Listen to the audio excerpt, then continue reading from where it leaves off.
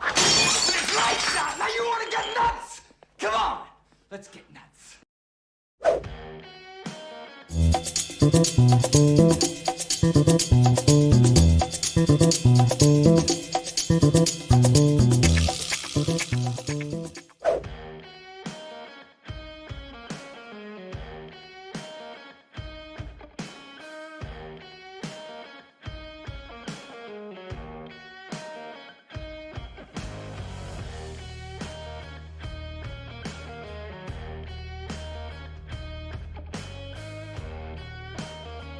And I'm muted. Man, just technical difficulties all over the place. See, I went out of order, and then I didn't hit the freaking mic button. Anyways, all right, we're good now. We're good now. Hey, we already got Get Over It, Nerd. Well, thank you, Galleon's Productions. Appreciate that. All right. Yes. Watch Doctor Strange? You really love it? Yeah. I want to watch it again, too. I just don't know. Probably not going to be able to catch it in theaters again.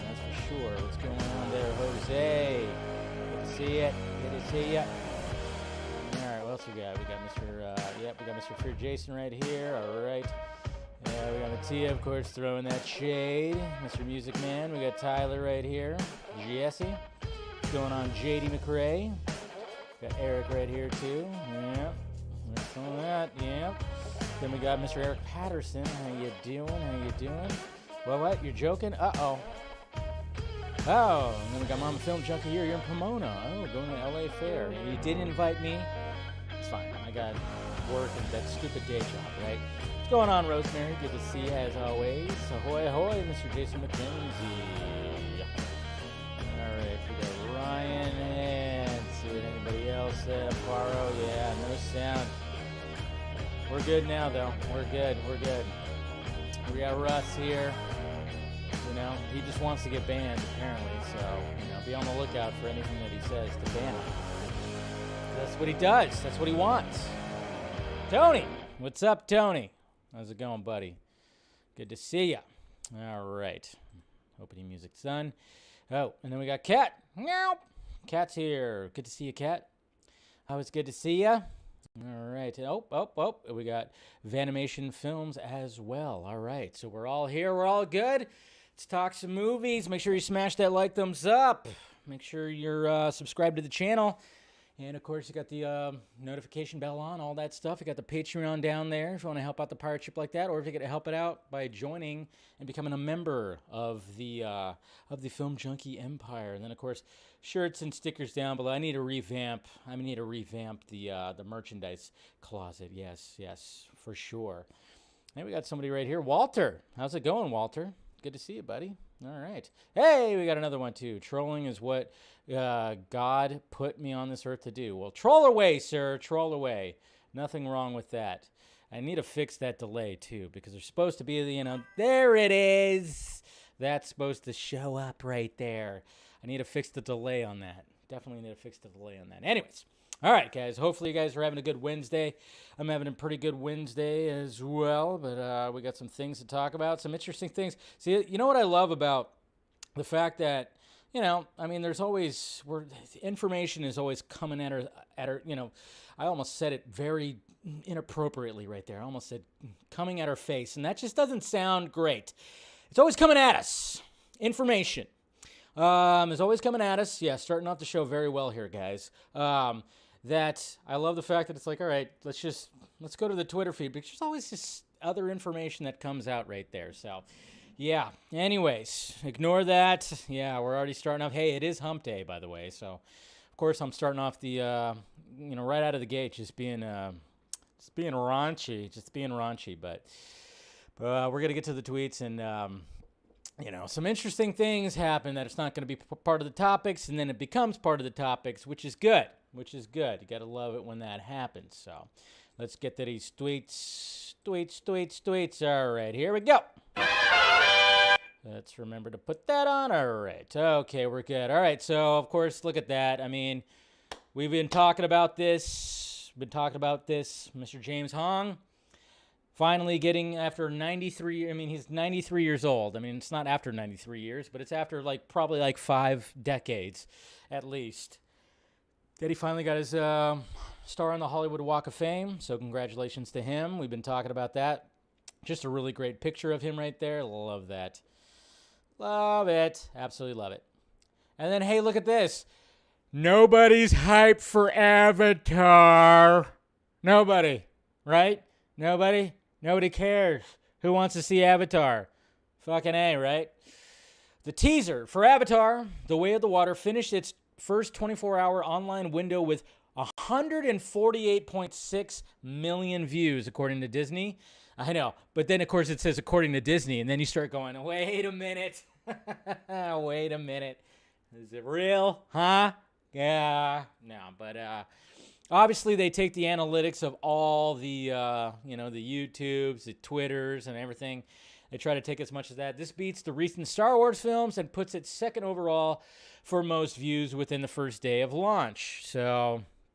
But, at the same time, though, it's still, even if it might not be like, maybe they could have fudged the numbers or like kind of amplified it a little bit. It still doesn't matter because at the same time, people were still fascinated to be like, okay, I mean, does this mean that this movie's going to make like $2 billion? No, it just means that people were curious. And, if you didn't see it when you saw Doctor Strange 2, if you didn't see it on the big screen, then, of course, you wanted to see what it was all about. I mean, it's going to be interesting to see the second trailer. That's going to be interesting to see the response to that because that's going to actually show what the hell is actually going on in the movie. I mean, obviously, it's a teaser. You're just showing shots, and you're kind of just guessing, like, exactly what's going on. Obviously, there's going to be, there's always a struggle. There's a war. There's whatever. But it's just obviously just beautiful and beautiful and beautiful shots, CGI, cinematography, digital cinematography, as they call it in the business. I know it's not actual cinematography. I always love it when you got those Debbie Downers that are always like, it's not cinematography, man. It's all CGI. But it's like, yeah, okay, but at the same time, someone's still creating that from scratch. So at least it's digital cinematography, sure, but they're creating it. And, and then you got James Cameron, who's at the helm, who's just creating this world right here. So good on that. So, hey, we'll see what happens. Come December, it's going to be interesting to see the response and the reviews. And then, of course, just that first weekend when it comes to Avatar coming out. And then, hey, we had a no-hitter last night, a full game no-hitter. And yes, I threw some shade to you Dodger fans out there. I said, I'm looking at you, Dave Roberts, because when it comes to the MLB right now, I'm hating this whole thing about pitch counts and everything like that. I mean, I remember back in the day, you had pitchers that fucking pitched full games all the time. You had Nolan Ryan in his 40s just blowing smoke past all these fucking young bucks and pitching full games and no hitters and perfect games and everything like that. Both baseball players were built different back in the day. And so then nowadays it's like, oh my God, the pitch count's getting over 80. It's getting over 90. It's getting over 100. And I hate that. It's just like, let the pitchers pitch. Of course, being a Giants fan, I have to throw shade at the Dodgers manager, mainly because, he took, Clayton Kershaw was pitching, a perfect game or at least a no-hitter, and he had 6 more outs, and he takes him out of the game, and I'm just like, what is going on? And every Dodger fan that I've talked to in person, my dad, my neighbor, they all were like, I don't know why he fucking did that. But at the same time, great for Reed Detmers. He's a young stud. He's like 22 years old, but good on him. It's always good to see that. It's really always good to see that. And there's Mr. Crawford right there. Slid into second last night, posing. Draw me like you draw your French girls. That was pretty good. By the way, yeah, they're on like a 5 or 6 game winning streak, the Giants. They just swept the Rockies. So, yeah, Mama, I'm looking at you. And here we go. This is something right here. So I saw this right here and I'm totally, okay. So this is this is going to dive into, obviously it's not going to dive directly into the main topic of the Flash and the test screenings and everything like that. And when it comes to scoopers and whatnot, but this response right here to that was found, I guess, on the on Doctor Strange 2's trailer right here, that somebody put right here, that guitar and other things, said, I didn't see Iron Man or Wolverine in this movie. Anybody else? Shouldn't that be considered false advertising and qualify for a class action lawsuit? Now, I hope this person is not serious. I hope this is just like, just kidding. No. It's just a troll. But this is one of the problems that's happening when it comes to scooping, when it comes to a lot of things nowadays, is people were going into this movie thinking they were going to see everybody and everyone who has played a Marvel character since fucking, I don't know, since 1967. I don't know. They honestly thought that. And then they were only met with a short cameo scene that had some pretty cool cameos, a new cameo, and then, one really big cameo. And yeah, so I like it that, this person right here said it ain't Marvel's fault that y'all believed motherfuckers like moth culture. Yes, moth culture. There's places like that. There's other sites and other users out there, Twitter users, that post shit that get everybody all riled up. And this is what kind of sucks when it comes to where we're at right now when it comes to the scooping game. I really don't like it, because then your expectations are way high, and then you're going into the movie and you're not enjoying the movie because you didn't get enough fucking cameos. It's ridiculous. And that's going to keep on happening. I mean, Secret Invasion, I bet you that's going to get hyped up with a bunch of crazy cameos. Like, oh yeah, this cameo, that cameo, and everything like that. It's just a problem. It's a problem that's plaguing this whole thing. It really is. But, yeah, I mean, it's not Marvel's fault. They didn't sell it as, like, cameo-driven. It was scoopers. It was the scoopers. So, blame the scoopers. Tired of the scoopers, man. My God. You know me. Don't you hate it when you spill your drink and you're a hot coffee? I mean, Jesus Christ. Don't you hate it when that happens? My God. Look at this poster right here from Lyle Cruz. I love this Batman versus Superman poster right here. I love that. I love the fact that he's holding the spear with the Kryptonian rock right there. It's pretty cool. Love that. We got a new shot from Lightyear. You know what sucks? Okay, I have a little bit of a rant, especially when it's coming. When we're talking about trailers. Okay, I was already sold. on Lightyear with the teaser trailer, when you're just kind of going like, oh, it's a live-action Buzz Lightyear. That's cool. Look at that. Look at the visuals. It looks interesting. I wonder what the story is about.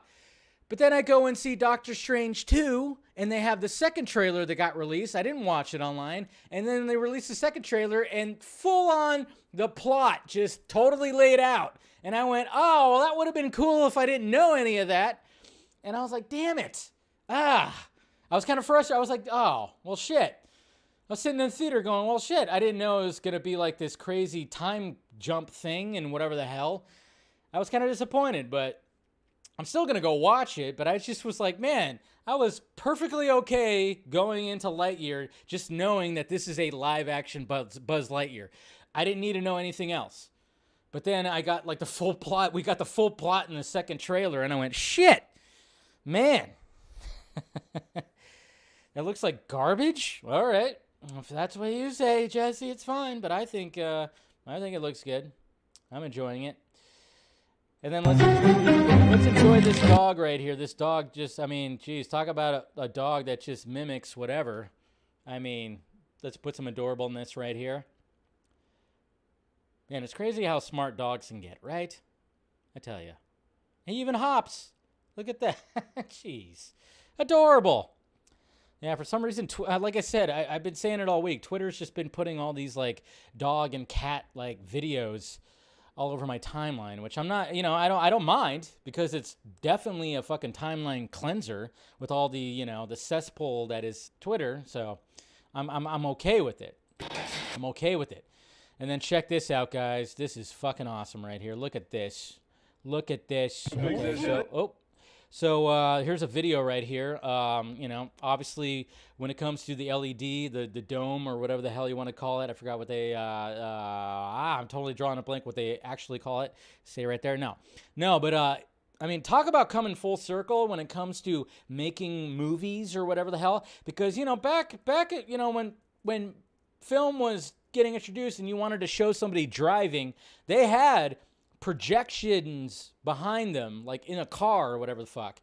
You know, now it's just, you know, and then it transitioned to just, oh, you just put a blue screen or a green screen. But man, when it comes to the LED screens and everything like that, man, I tell you what, look at this right here. We got Louis Lotter right here. That's using a huge LED screen instead of green screens for the chase scenes from far from the takedown. So look at this. I mean, look at how cool that looks. I mean, you could do so much. You could really do so much with the camera now. You got 3 cameras. If you notice right there, there's like 3 cameras that are doing different things. Oh, no, wait. Yeah, is there a camera over here? Never mind. There's only 2 cameras. I thought there was a camera over here, but no. You got, like, cameras that could do different things, and everything looks pretty fucking just crisp and awesome. So I just love that. I mean, it's just crazy how the technology has come full circle where, I mean, that's what we were getting right there. You even got, like, the sunlight, like, lens flare. What is this, a J.J. Abrams movie? No, but, I mean, that's just really fucking awesome. This technology has really come full circle right there. Whoa, that's pretty cool. I just love that. I absolutely love that. All right. All right, let's relax. But this is funny. I laughed when I saw it. Okay, it's a joke, but I don't know. Somebody's probably somebody's offended out there. But being half myself, I laughed because, they basically made a Latino superhero whose superpowers is crossing borders. It's funny. I know we're all super sensitive nowadays, but come on. I thought that was kind of hilarious because, her superpower is to, open portals to different, don't get triggered. Nobody get triggered, okay? Nobody get triggered. But it was a funny joke. When I saw it, I went home. I laughed. I literally laughed. I mean, come on. You're offended? Oh, yeah, Jacob. Yeah. Oh, man. I just thought I was like, oh, wow, that's pretty funny. That is pretty funny. Oh, it definitely is going to offend somebody. But, fuck them. I thought it was hilarious, okay? And I can laugh at that because I'm a half-baked bean. And then look at Viola Davis, man. Oh, yeah. And I forgot Lashana Lynch is also in there, man. Jeez. But, yeah, The Woman King. It's going to be an interesting film. I'm curious about this because, man, talk about just like Viola Davis, she don't fuck around. And that's why when they talked about Amanda Waller getting her own spinoff series, I'm like, yeah, please, more Viola Davis. I'd let her kick my ass. I'm, just saying. But, yeah, here's a new shot from her, a new look from The Woman King. That's going to be an interesting flick for sure. Doctor Strange and the Multiverse of Madness crossed the $500 million mark globally, which we knew it would. No, Russ, it's not going to reach $2 billion, but, it might get close. It's going to reach more. And then look at this right here. Okay, so when it comes to, obviously, we're going to be getting the Obi-Wan Kenobi series. We have this reunion between Ewan McGregor and Hayden Christensen. And, somebody asked him about the prequels, because obviously the prequels get a lot of heat. They get a lot of heat. And, I'm one to give that heat because, yeah. But I will always say that Revenge of the Sith was definitely the superior episode when it came to the prequels. And I think a lot of people agree with that. Does it have its issues? Yes, it definitely does. But this is what Ewan McGregor and Hayden Christensen talking about that right now. Because I guess you were a kid when our films came out. I was, yeah. You're right. So you sort of made them for you, and it was an odd experience to make those movies. Like Moses says, like when you step into this world, it's a big deal. It's like scary, and then those films were critically not liked very much, or they weren't written very nicely about, by the critics. But what we didn't hear at the time was people your age, your generation. We now meet those people now who really love our films, Yeah. But it's taken us 15 years to hear that, and it's so nice. It's really nice. It's changed my outlook on my relationship with Star Wars. It's different because of that, I think. Because we put our heart and soul into them, and they were difficult to make because they were all, the second one, the third one, there was so much green screen and blue screen because George was pushing into this new realm that he had designed, that he was responsible for ILM, and he wanted to max out that technology. But that meant for us that we were very much on blue screens and green screens, and it was hard work. And to do that and be passionate about it, and then for the films not to be very well received was really tough. So it's really lovely to have this new relationship with them now, and I'm glad that. And watching them again, I hadn't seen them since they came out. What in preparation for this show, to watch them again was really cool. I like them. I like them. Our episode 3 is really good. It's a really good movie, and it's a phenomenal film. Yeah. It's non-stop action. Yeah. That's the high road. I had the high ground too. Yeah. No, I mean, I will agree. And apparently too, like they've talked about how, the fighting, the lightsaber stuff is going to be pretty. It's going to be pretty much legit to the action that we saw in episode 3. So, just saying. I mean, well said. Well said by Mr. Ewan McGregor.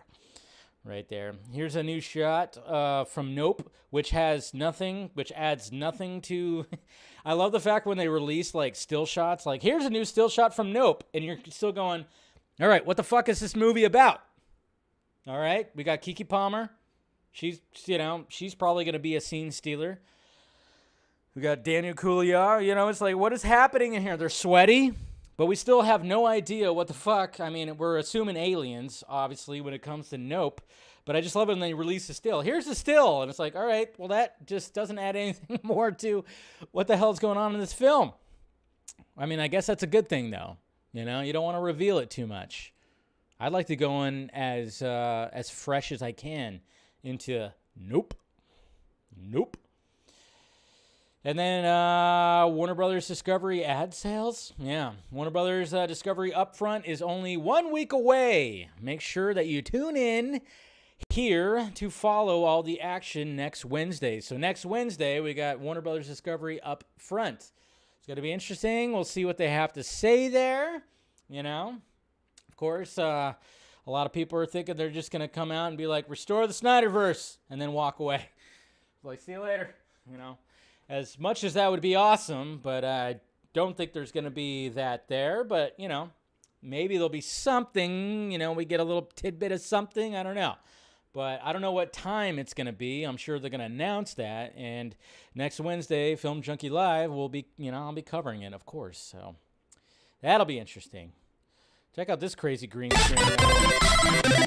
Check out, this is from Final Destination 3. Final Destination 3. That is some crazy green screen. That stuntman is going through some shit right there. God. Dizzy. Jesus Christ. That's fun. Yeah. And then Benedict Cumberbatch. Apparently he almost played a villain in the MCU. Thank God that he did not. But yeah, he was trying out to be in Thor: The Dark World. He was going to be, what's his name? The dark elf, Malekith. He was going to be Malekith, the main, the dark elf, that, I forgot the actor that actually got the role who said it was a horrible experience. So thank God that didn't happen. And Mr. Cumberbatch got the role of Doctor Strange because that's perfect for him. But yeah, that almost happened. I mean, Cumberbatch can play a villain role if you watch, of course, Star Trek Into the Darkness, and he played Khan. And, he did a pretty good job. He had a pretty menacing voice. A lot of people would still like to cast him as Brainiac in a Superman movie, if that were the case. I remember he was always constantly fan cast as being a Brainiac because he has that strong voice, and just imagine like the look of Brainiac and then his voice coming out of that. That would be pretty cool. And please don't let this happen. Please, no. Judd Apatow, stop. We want to stop you right now. And I think the online response very much is going to stop this from happening. But yes, Judd Apatow is ready for Superbad 2 despite Seth Rogen and Michael Cera's sequel fears. No. God, no. Please don't do this. Preserve the greatness that this movie is. This movie is a coming-of-age story that is pure comedy gold. You can't capture lightning in a bottle twice.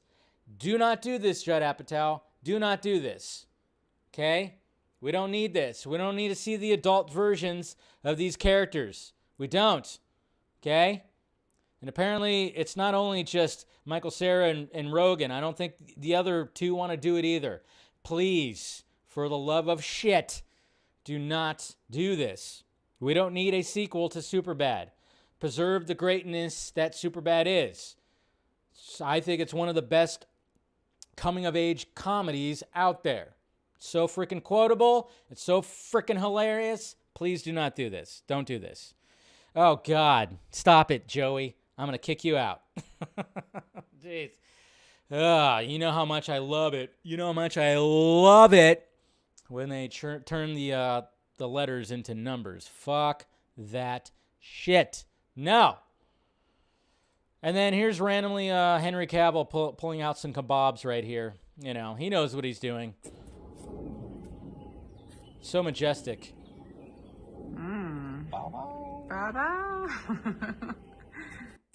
There you go. Henry Cavill pulling out some kebabs. Right? You ladies okay, and some men? You know, it's just what he does. Superman right there, just pulling out some kebabs. Why not? And I love the caption right here. This looks so good. And the kebabs look good too. There you go. This is funny right here too, because apparently when it comes to Top Gun Maverick, 21 Pilots, that's a band, was actually hired on to do the song, and apparently Tom Cruise fired them. Yeah, I believe Tom Cruise came in and just fired everyone, and I was part of that, but they moved on. But what's funny is, I mean that's a pretty crazy story right there, that, you know, you're hired on to like do the music, and then, you know, basically I was working with the music placement person for the new Top Gun on writing a new song for them, and then I believe Tom Cruise came in and just fired everyone.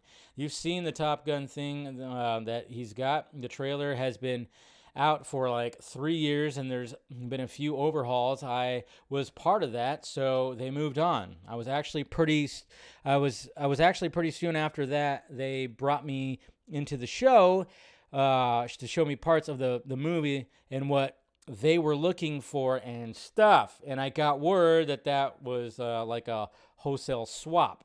So then now Lady Gaga was doing the song.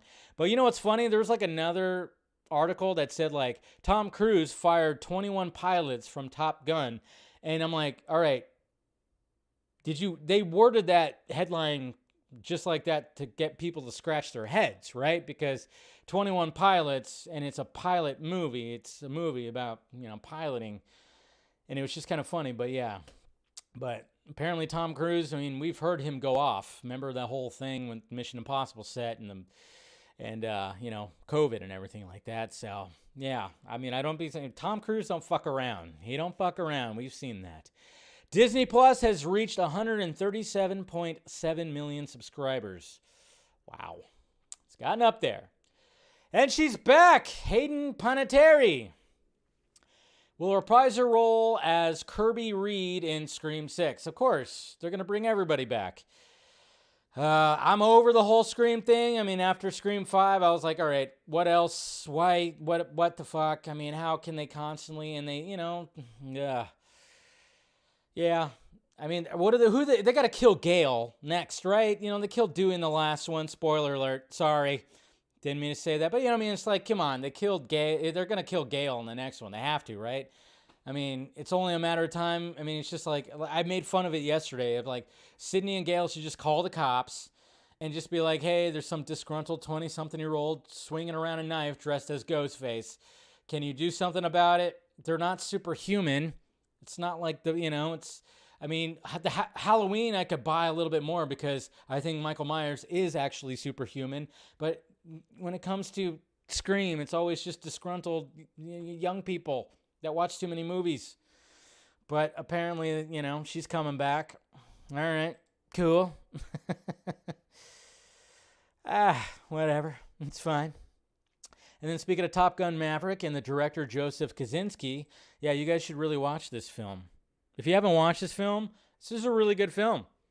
Only the Brave. Josh Brolin, Miles Teller, Jeff Bridges. It's a pretty good cast based on the true story of the Granite Mountain Hotshots. I mean, if you ever wanted to see heroism and courage right here, I mean, when it comes to fires that happen out in nature, I mean, it's not the normal firefighters that just show up in the big red truck and just throw some hoses at some shit. Now, when it comes to nature on fire, that's a whole different thing. And man, this story is, it's heartbreaking too because, the story doesn't end well, but man, I tell you what, it's a really good movie. So if you haven't watched that yet, do yourself a favor.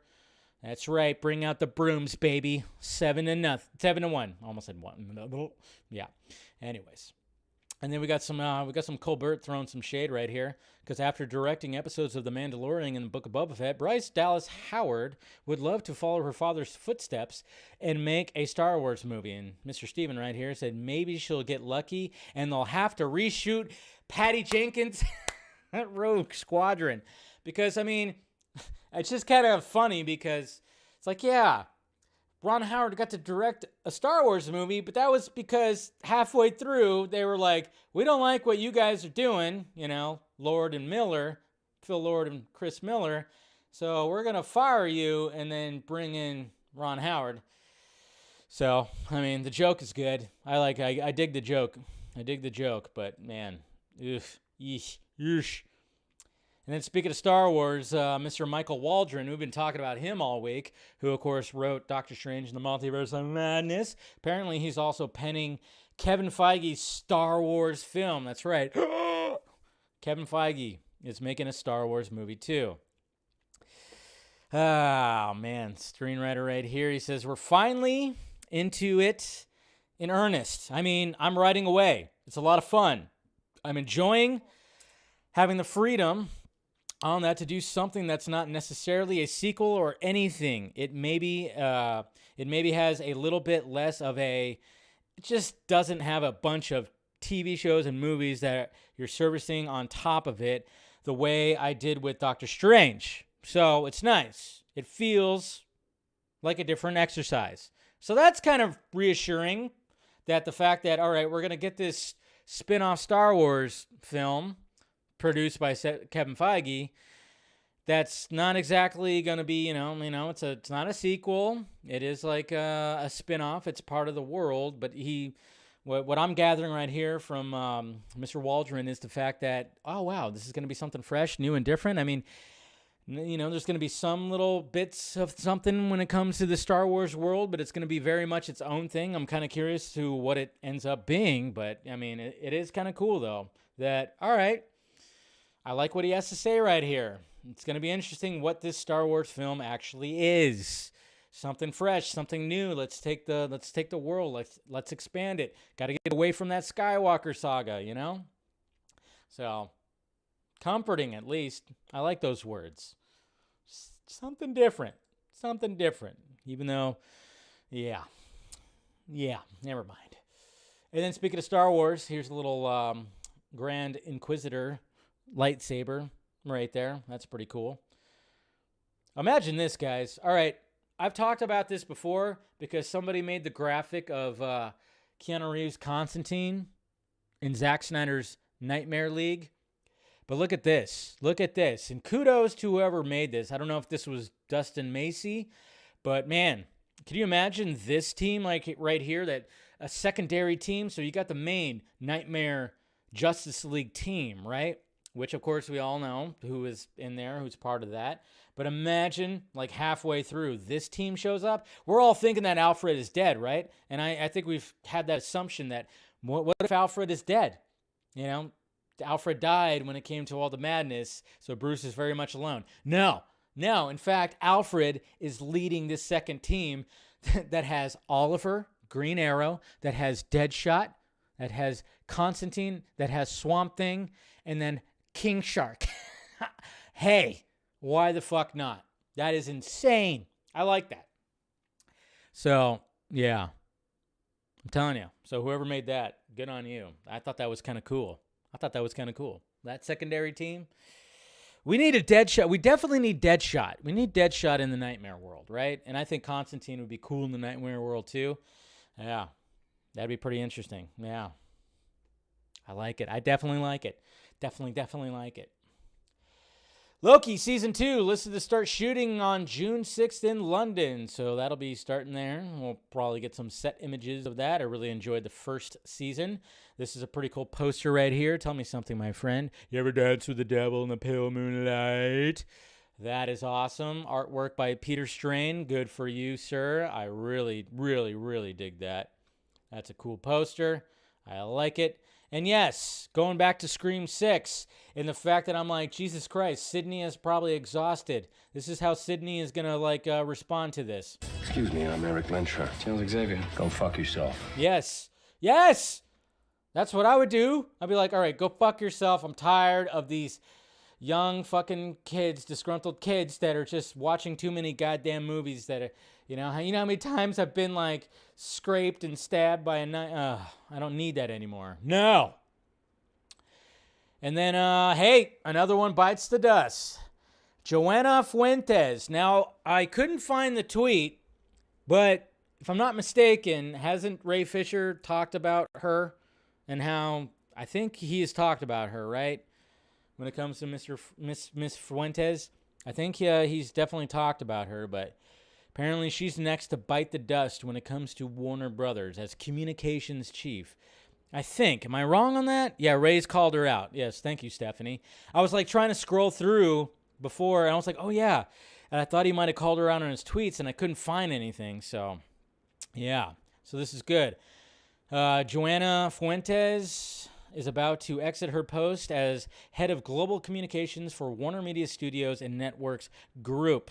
Todd Ashcombe, former head of Kids and Family Division, is also leaving in the latest round of high-level executive changes spurred by Warner Media Discovery merger. Fuentes joined the studio in 2020 as Executive Vice President of Worldwide Communications after a long tenure in communications at Showtime. She is expected to remain as Warner Brothers. She is expected to remain at Warner Brothers for about another month to help with the post-merger transition. AT&T spun its Warner Media unit into blah, blah, blah. We already know that. Fuentes spearheaded a significant amount of turf during her 2 years at the studio, reporting directly to former chairman and with the plan, Sarnoff, as well as Christy Habegger, and chief enterprise and inclusion, blah, blah, blah. Fuentes joined Warner Brothers. But yeah, so somebody else who Ray Fisher has called out is now going away. He hasn't tweeted about it yet, but I'm sure he will. So there you go. More things are happening, and we're going to be talking about one of the topics of today's show. We're going to be talking about something that is pretty interesting too, and then I might give a little bit more tea when it comes to the post-show stream, the members' post-show stream. So there you go. I dig it. Eternal Sunshine of the Spotless Mind. I love this movie so much. Appreciation for this movie. Jim Carrey is a beast. Kate Winslet's awesome. She's adorable, and you fall in love with her. Such a unique movie. It's one of my favorite all-time love story movies. Man, it's got Mark Ruffalo in it too. Kirsten Dunst. I love Eternal Sunshine of the Spotless Mind. Such a great fucking movie. My God. If you haven't watched it yet, do yourself a favor. It's better to watch it, but if you've just recently broken up with somebody, that one, you watch that movie. It's interesting when because you're like, can I have that technology? Yeah. But anyways, all right, let's get to the main topics here. Alrighty then. Boop, boop. All right, so here we go. Let's talk about, so, my God. I didn't want this to be the main topic, but, it's been a slow news day. And then it kind of just brought up some things. It brought up some things, some grievances for me. Because this Flash movie, we still have over a year before we're supposed to see this. And, it kind of makes you wonder with everything that's happening. And now that we're at test screening number 2, if they're going to try to, bump something up. Are they going to try to bump something up when it comes to this movie? Because, obviously this movie is going to be setting things in motion. Hey, Mr. McKenzie with the $50 super chat. Pirate ship, baby. Thank you, sir. You're awesome, as always, sir. Much appreciative. This is why I love you, Jason. That's why I love you. And cheers if you're drinking some of that wine. But back to what I was saying. It's just like, this movie is just, it's going to get spoiled to shit. It's already pretty much gotten spoiled, which sucks. But when it comes to these test screenings, what I've noticed today, like more so than ever, is the fact that no matter, and this is what I don't like. This is what I don't like about test screenings now when it comes to these big movies, especially on the DC side now because it's so polarizing, is the fact that you can always tell what, if somebody is looking forward to the movie, they're going to use the negative reaction because apparently there was negative reviews, which there always is at test screenings. And then, of course, if you're all for and hyped for this movie, you're going to talk about how positive you're hearing everything. So it's like, all right, so what is it? Is it bad or is it positive? What's going on when it comes to this? And according to this test screening, the runtime was like 2 hours and 30 minutes for this version. It'll probably be chopped down. Hopefully it doesn't get chopped down too much more, but whatever. It's fine. But, it's just always like the narrative. I mean, there's scoopers that use this narrative, which I hate that, Whether they want it to succeed or not, it's like we have not seen this movie. Nobody's seen this movie, and people are just want to use like, oh, I heard it sucked. It fucking sucks, man. Yeah, see? See what they did? Fuck this movie. It sucked. Or at the same time, people are like, no. It's good. It's good. I heard good things. It's like, okay. By chance, did maybe there was like a mixed bag? Maybe people thought it sucked and maybe people thought it was great, and I saw somebody post something like, it was pretty random, like, oh yeah, apparently from what they heard from a certain individual that they thought it was up there with the Batman. I saw that tweet and, take it with whatever, if you want to take it as that's bullshit or not. I get that, but at the same time, it's like, who knows how truthful people are, but at the same time, again, it's all opinions.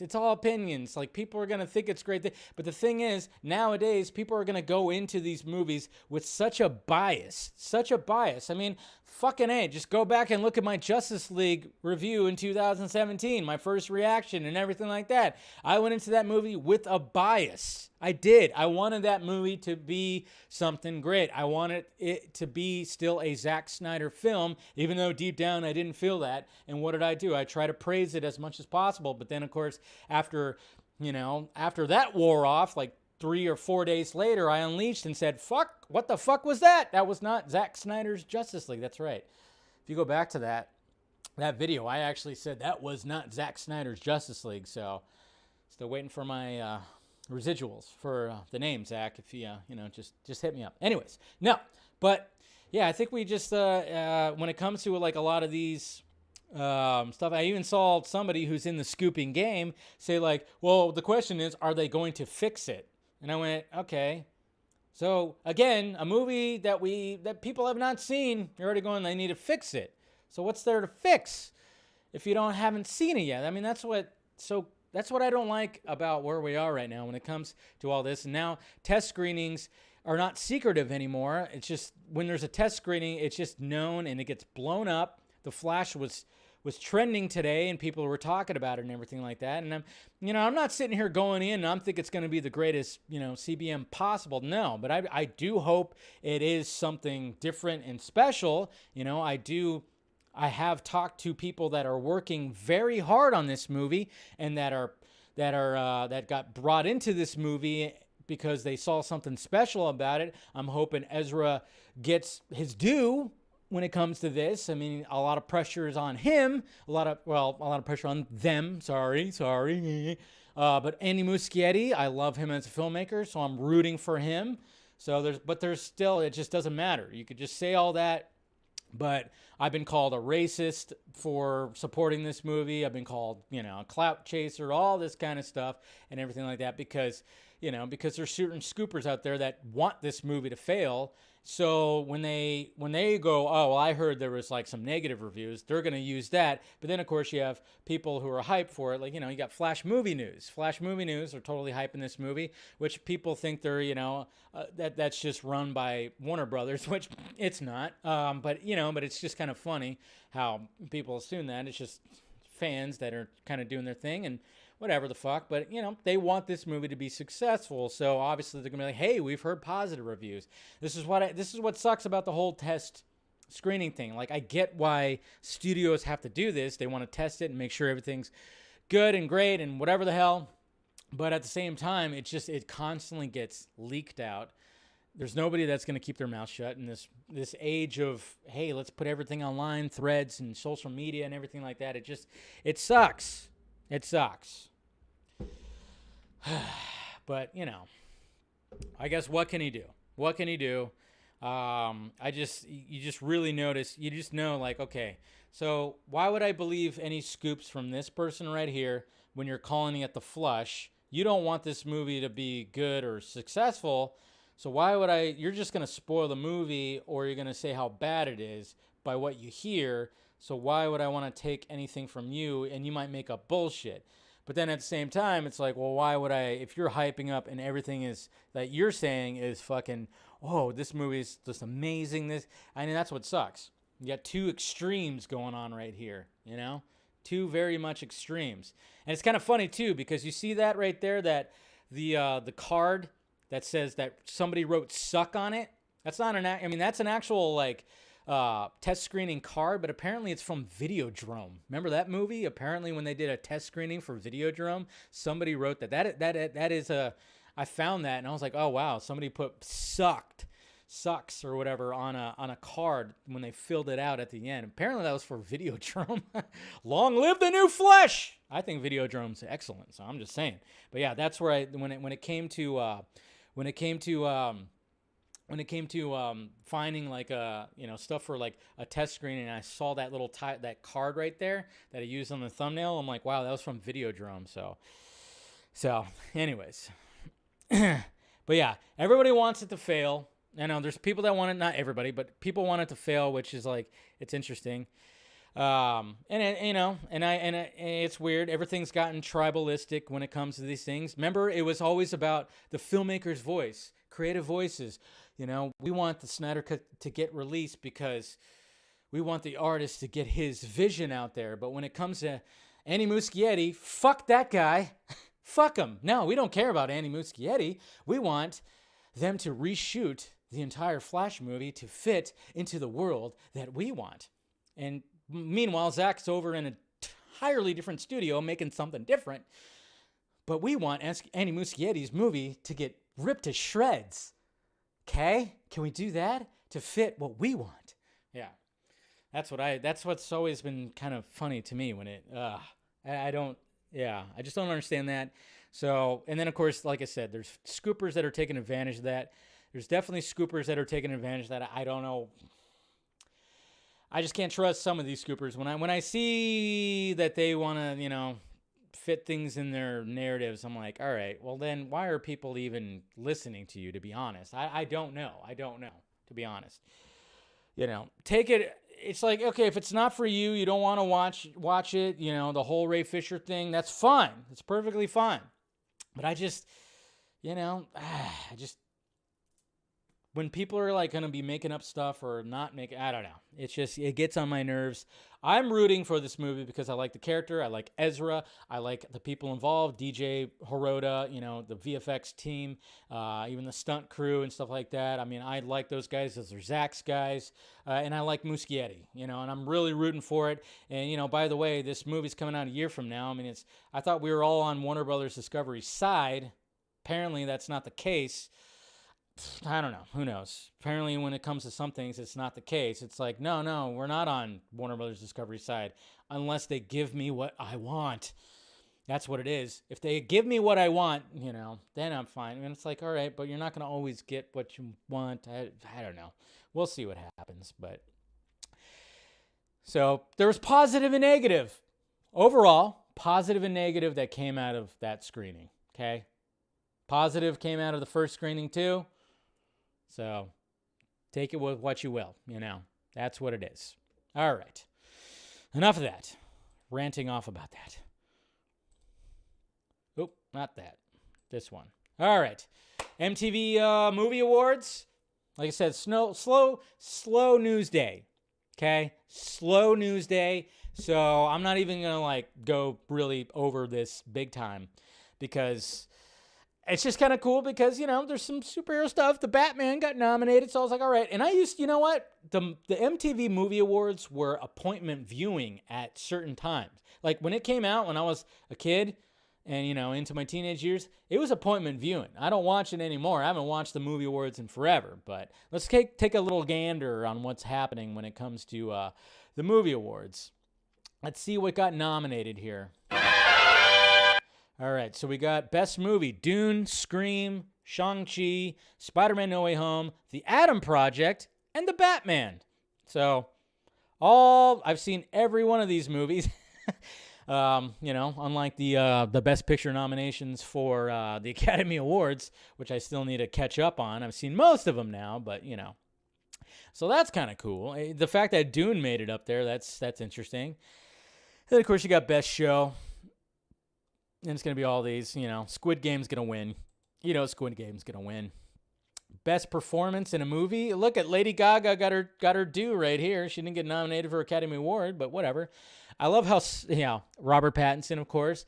Sandra Bullock in Lost City. I mean, you guys saw my reaction to that. I did not enjoy that movie that much. I mean, it had some funny moments, but whatever. Tom Holland. There that is. Oh, you know what? I'm rooting for Amanda Seyfried right here because The Dropout was excellent, absolutely excellent. But it'll be either one of these two because Euphoria was such a huge hero.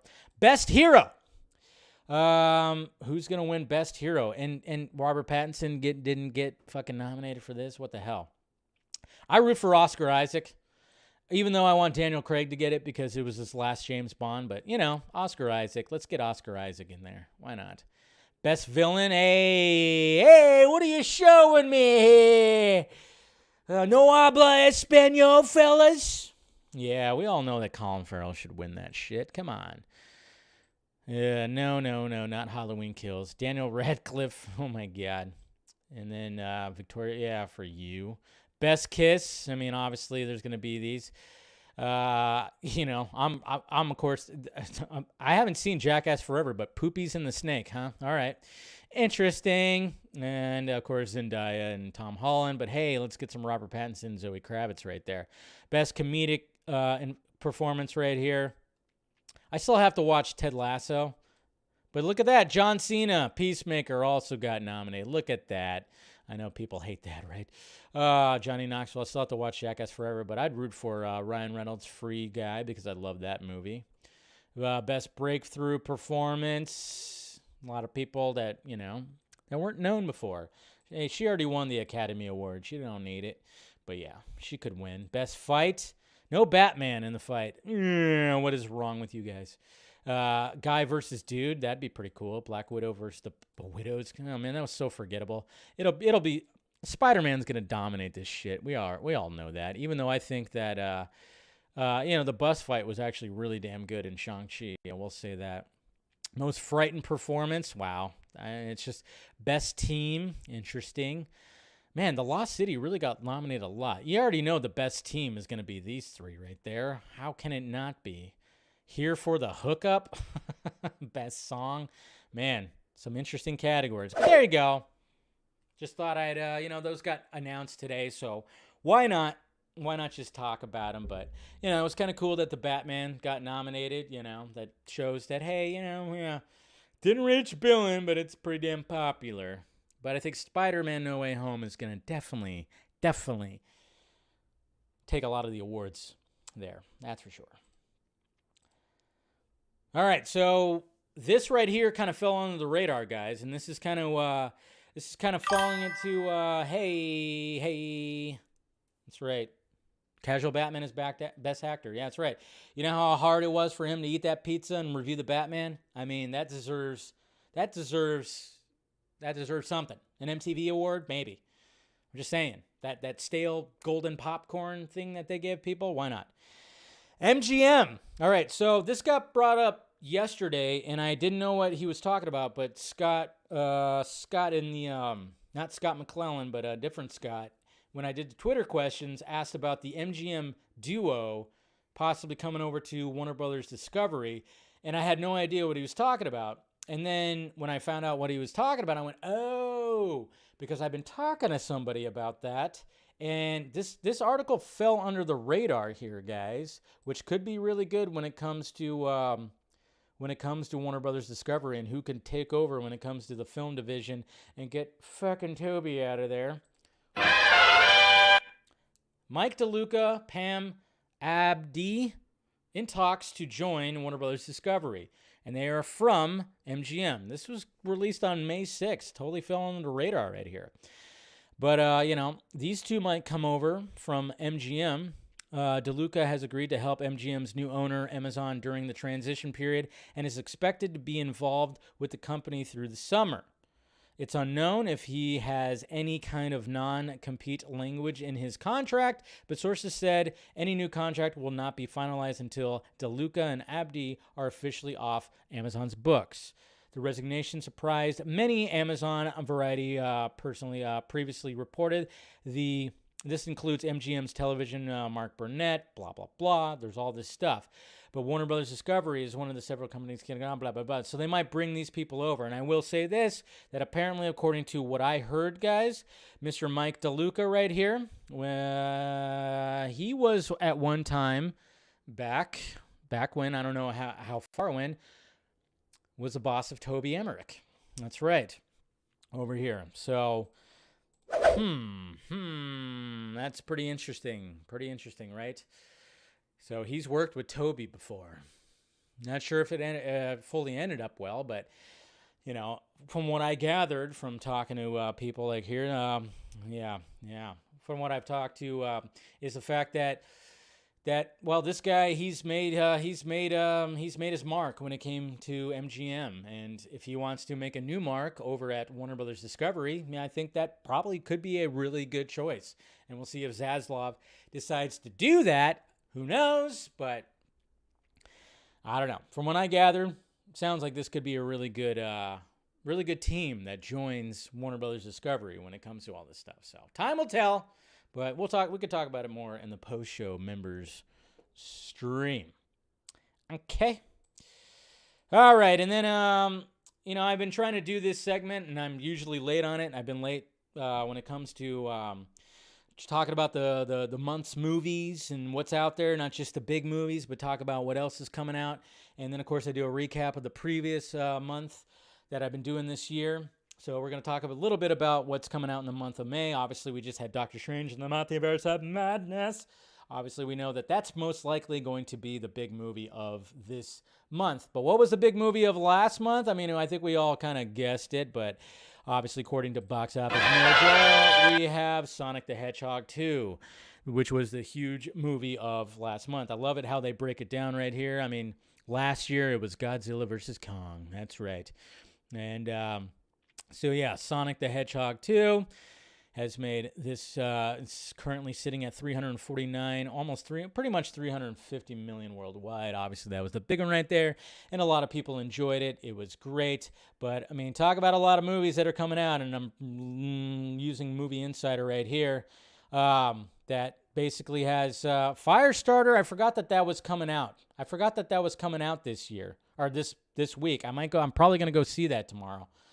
But, yeah, there's that movie, which is a remake, but it's from Blumhouse or whatever the hell. Yeah, it's from Blumhouse. It was disappointing. Doctor Strange was disappointing. I liked it. I actually did like it. So we got Firestarter, that remake, and, Blumhouse did a really good job. Really good job when it comes to remakes. Did a good job in Invisible Man, so I'm probably going to go check out Firestarter. We'll see what time the showings are tomorrow. I wasn't planning on going to the movies tomorrow, but I think that's going to happen. Who's a Downton Abbey? A New Era. I've never got into Downton Abbey, but apparently that franchise is just still running very, very strong. I don't know what the hell, but whatever.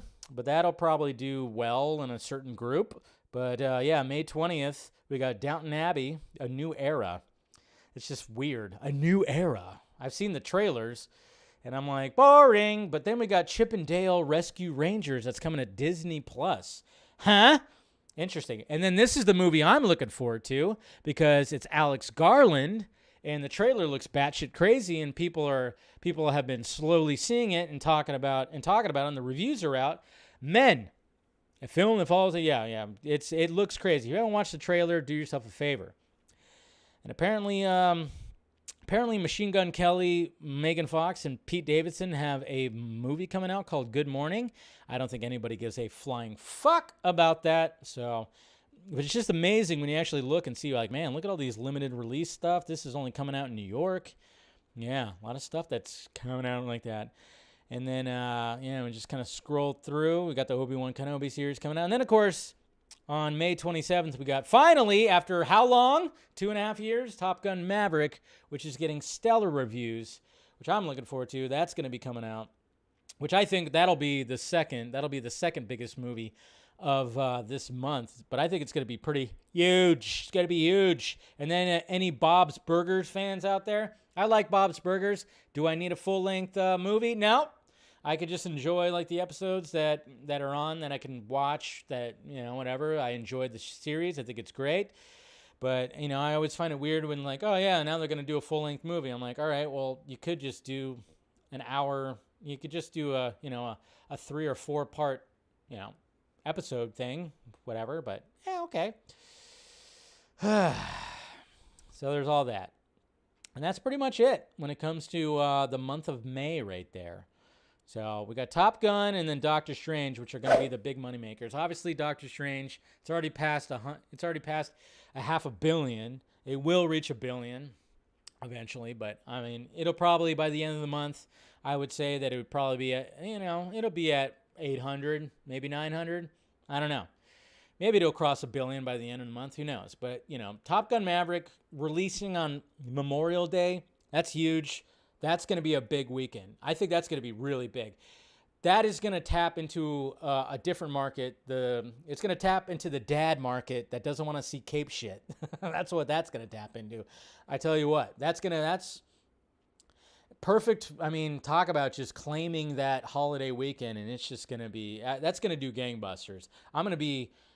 I can't wait to see what the box office is that first weekend, because I think that thing is going to be just, it's going to be pretty huge. It's going to be pretty huge. I don't think it's going to be as big as Doctor Strange, but I hope it does. That would be sweet. Somehow, just Tom Cruise is Tom Cruise just coming in and just taking on Doctor Strange.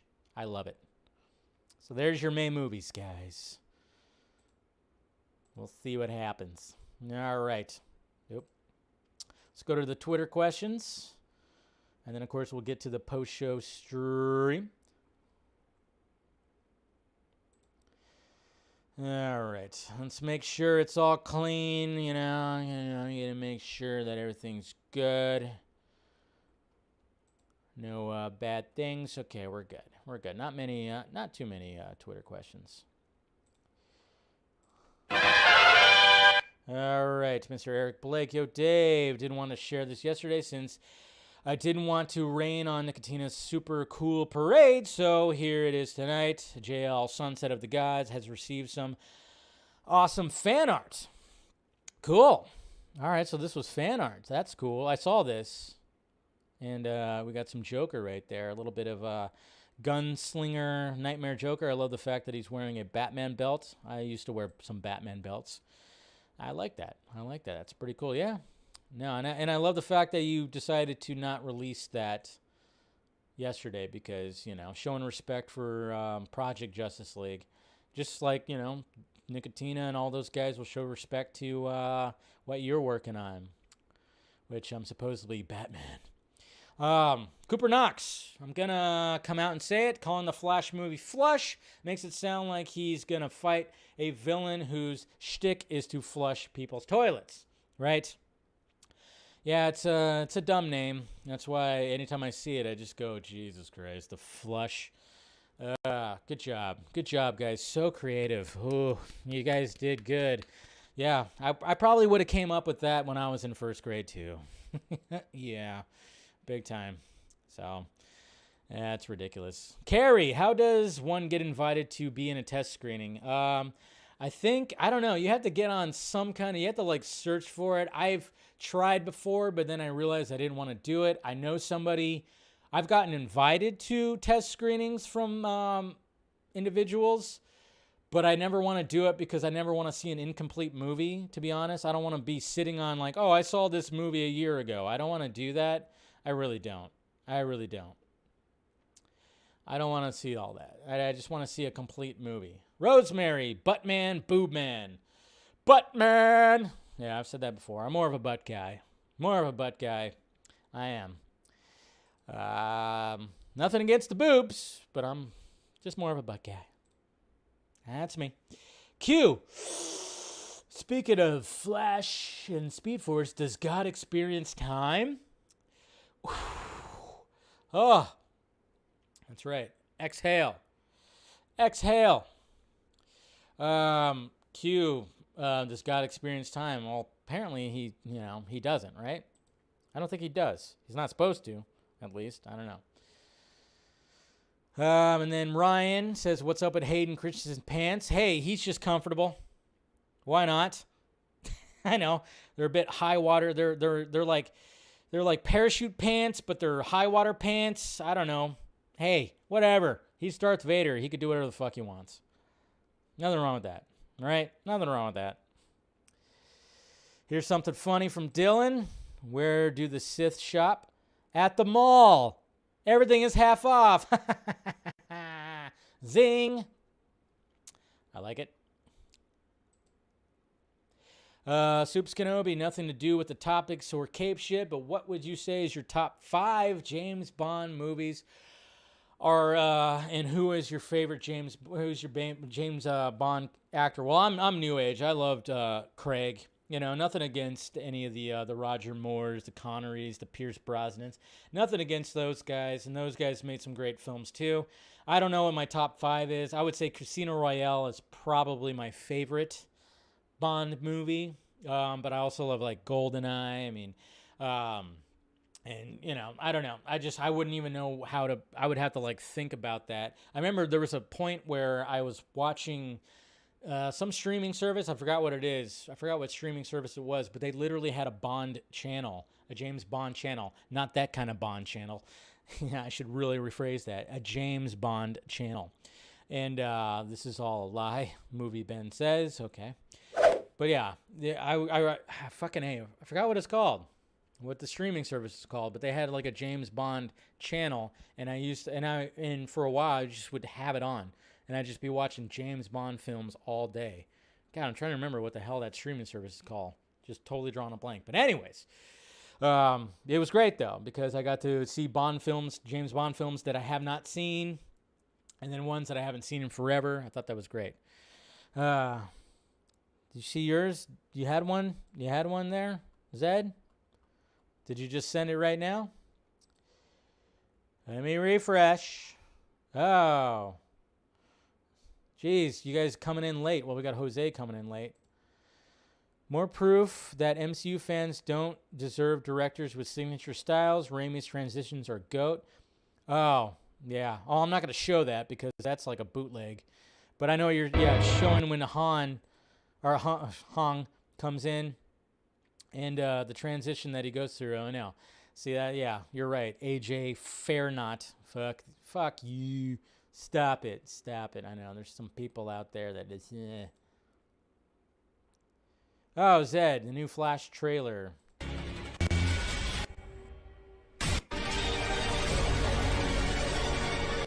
You put flush.